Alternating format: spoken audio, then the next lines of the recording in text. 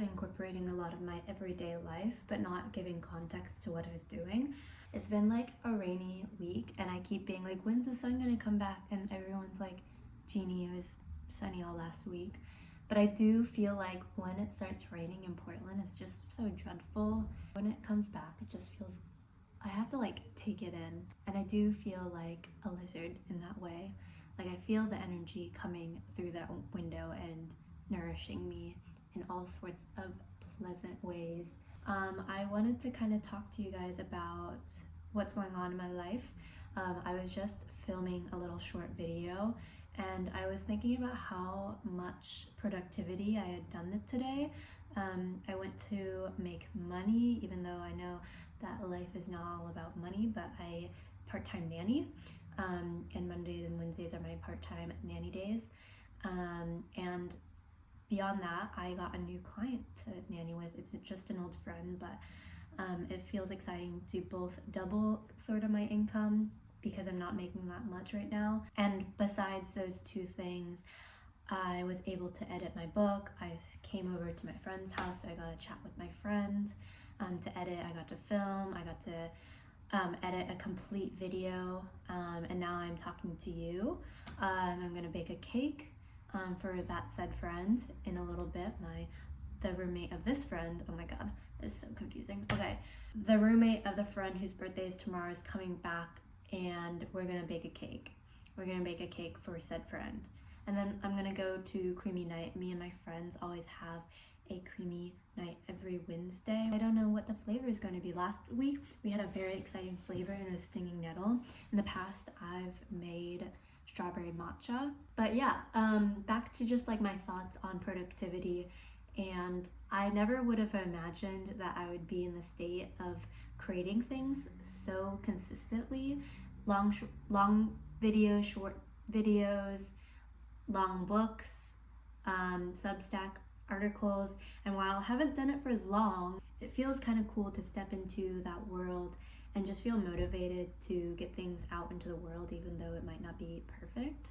And so yeah, I'm excited to share my life with y'all and continue with this vlog thing, because my main goal, if I haven't said this to any of you online, is I am currently writing a book.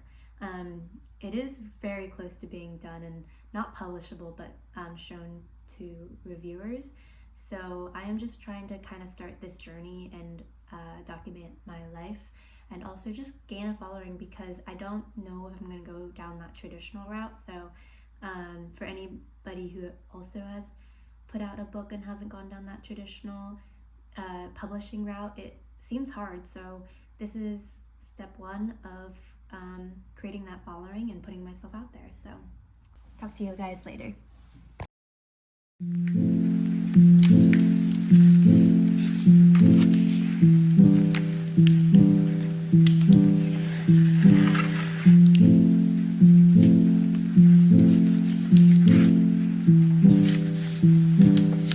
Hi guys, it is Monday morning. This weekend was a bit of a shit show for me.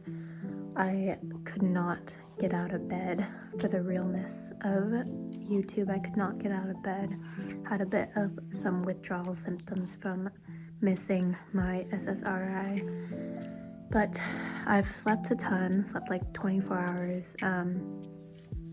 Fortunately, I did miss a lot of friend things. While my friends were like outside playing kickball, I was in bed, sleeping, like literally could not get out of bed. But now that I'm back on the drugs, we're going to refresh everything, and this week is about spring. and reviving. This week is about reviving and getting back into it. So we're reading Burnham Wood. I heard this book is so good, and I'm halfway through it. It's kind of been slow. It's taken me like a week to read half of it.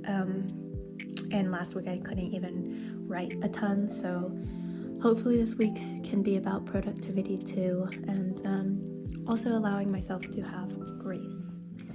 Good morning, guys. I have not yet updated you on what I've been reading the past couple weeks.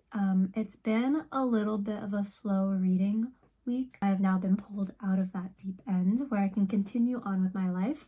So even though I got this book, Burnham Wood, a couple weeks ago, I'm only halfway through and I'm ready to kind of give my thoughts about the book. This book I heard a lot about, but I haven't personally picked it up until today because I gave a friend a book recommendation, Playground by Richard Power, and in turn they gave me this book recommendation because of its similar themes in environmental activism.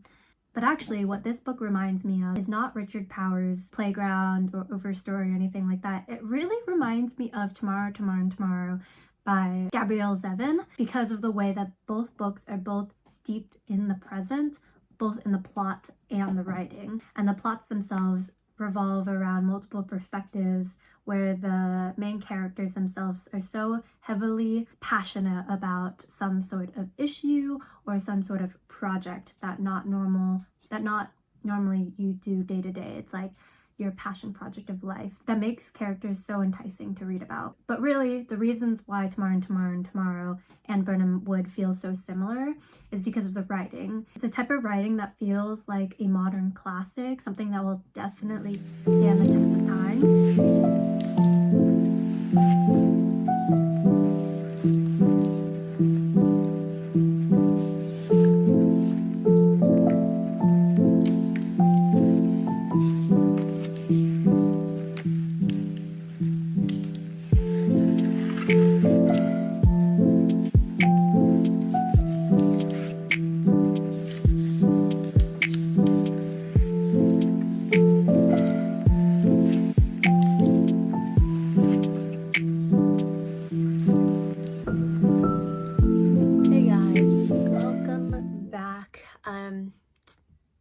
Today I'm going to do a little bit of my reviews on the last couple of books that I read, but first I want to talk to you about what I did during the week. Honestly, this has been a long time since I picked up this phone, but a lot has happened, and also at the same time a lot hasn't happened. I got to celebrate my partner's birthday yesterday, and we went out. We had a barbecue at our old house that we lived at, and then we went out to a pub near our house, and that was really fun.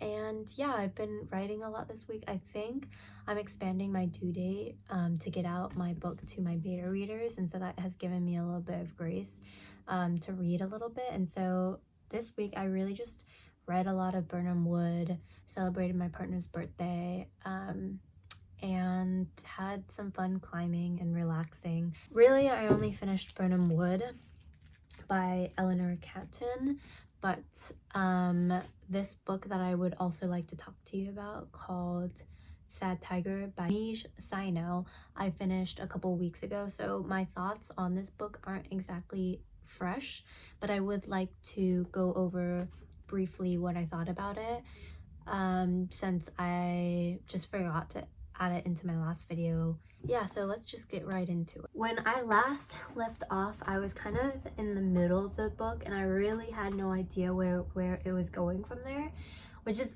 also similar to how I was finishing the book, like chapter after chapter, even though it doesn't have chapters, but like ellipse after ellipse or break after break. I really could not predict anything that was happening in the book. If you like that kind of mysterious crime-esque type of plot, this book is definitely for you. And it's such a crazy ending. That's why I keep coming back to the book Tomorrow, because if you've read that book, you know how that ending goes. And similar to Burnham Wood, the ending is just like a little bit violent, a little bit unexpected, and a little bit unhinged. Okay, so the other book that I finished in April, I just forgot to include in the last video. So instead of refilming and re-editing that, I decided to include it in this.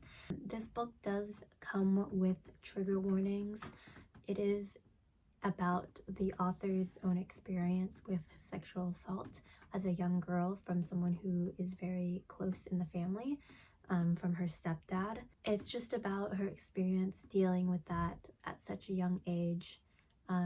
The process started when she was, I think, 9 years old and continued into her teenage years. At the same time, it deals with her experience through convicting her stepdad, having to talk to her mom about it, and having to later talk to her own daughter about the experience. And it's so particular because of the way it was so normalized by her stepfather. In her family, she has other siblings, and she was the only one targeted by her stepdad. And the dad is so neutral about what he did, and the fact that he would never, quote, never do that to his own kids, his own biological kids. And so it's such a unique story in how one person can harm someone they dearly love and think that it's okay for them to do it. One thing that struck out to me, especially at the end, it actually sits in a weird place inside me because of how difficult and disgusting it is by the author.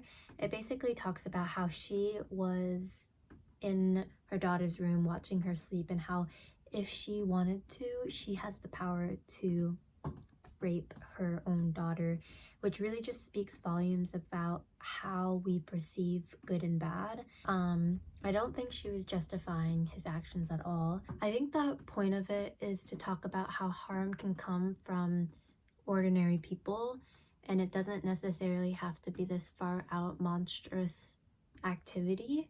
For her, it was a lot closer to home, and that's, I think, what she was articulating in that story, along with the fact that it's not something that happens at an extreme distance. For her, it happened to her directly, and so that's like a way that she was able to travel in through that path and recognize it and reconcile with her own experience in it, and be able to talk about it, and perhaps with other people. And I think what it really does in the end is it dismantles the illusion that harm comes from this distant other person, especially in the context of her stepfather, where he recognizes that he wouldn't be able to do the same with his own biological kids, which makes it very unique. I think what she's doing with the story of her and her daughter is talking about how we as humans can be super complex. I don't think she's justifying her stepdad for doing what she did. Rather, at the end of the day, good and harm can come from anybody, from her stepdad, from anybody. And so these were the two books that I finished off with. My next couple reads are going to be The Silver Book by Olivia Liang and potentially On Earth as It Is Beneath Us. So yeah, this video was a little bit more talkative.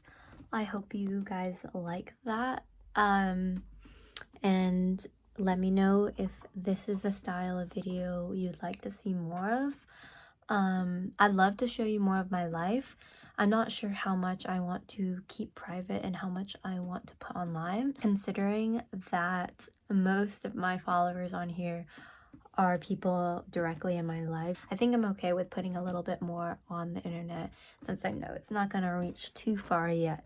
So we'll see if that changes. Sorry if this is really shaky. I am trying to produce higher quality things, but obviously that kind of takes time and understanding what works and what doesn't. So I apologize if things are kind of chaotic. I do have a chaotic bone in my body that's like, just like throw things in, it'll be fine. The more craziness, the better. But yeah, just let me know what you guys like to see. If you have vloggers that you like to watch, link them below. I'd love to hear what books you're reading, what vloggers you like to watch, and kind of what kind of video content you want to see. But yeah, I'll see you guys in hopefully soon. Hopefully I'm gonna do an April wrap-up book review.